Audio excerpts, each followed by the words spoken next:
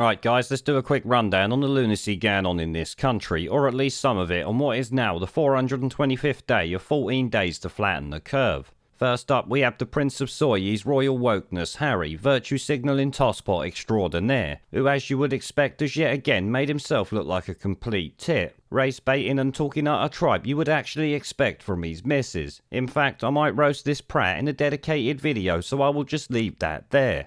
Next up though, we got the Bank of England virtue signalling the green agenda for Boris and being called out for it by economists. One even went as far as to say the Bank of England following Boris like a lapdog talking about net zero is between pointless virtue signalling and harmful mission creep. Something that we've actually seen too much of in this past year. As you know, Boris and his merry band of fuckpigs have moved the goalpost from one end of the pitch to the other and then into a different sport altogether. I mean, 425 days of 2 weeks to flatten the curve proves that beyond all doubt. And that's without even pointing out the constant stream of bullshit belt-fed to us like hookers a belt-fed dick in Soho. As I've said before, expect lockdowns to morph from health to climate very soon. Next up though, we've got Boris Johnson and his eco-warrior spunk trumpet being called out for smuggling in 27 grand's worth of organic takeaways over 8 months or some shit. Naturally, claims suggest it wasn't paid for by Boris, so this could put him in more trouble, which begs the question, why the fuck is he doing it and getting caught?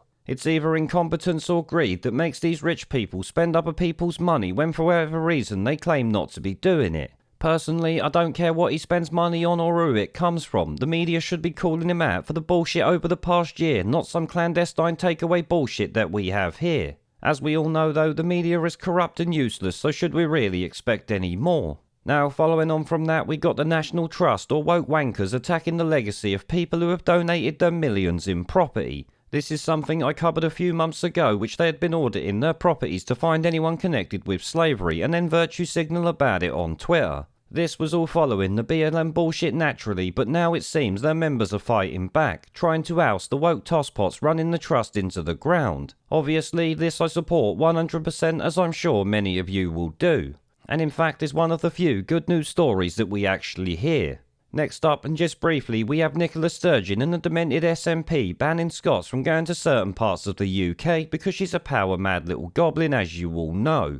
This follows the strong Scottish named minister Humza Yousaf, who got called out for comments about alleged sectarian singing, apparently after Rangers won the Scottish Premier League. Rangers themselves are launching legal action against certain individuals in what is considered a swipe at Humza Yousaf and other SNP fuckpigs. This is obviously good news like the last one, and I hope they drag him up there to pay for his gobshite behaviour here.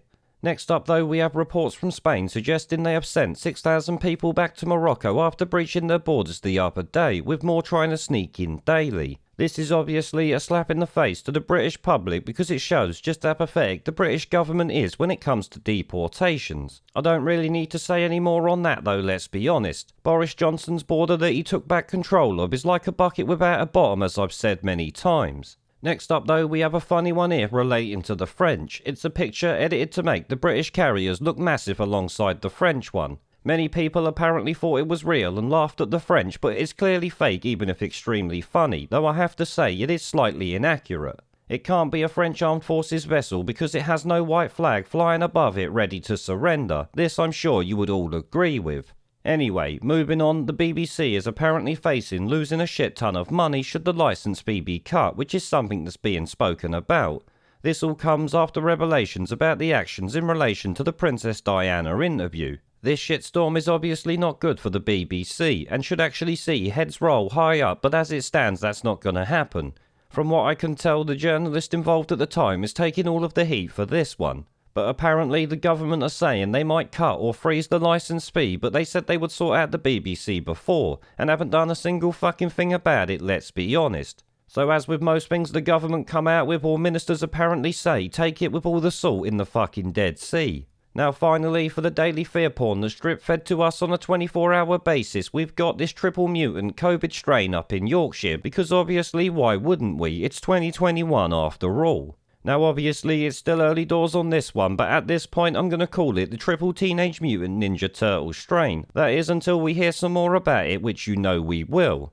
Now guys, that's going to be the end of the video there, so thank you all for watching. Remember, my social media links like BitChute and Odyssey are down below. Check them out if you have not already, and until next time, I hope you have a good weekend.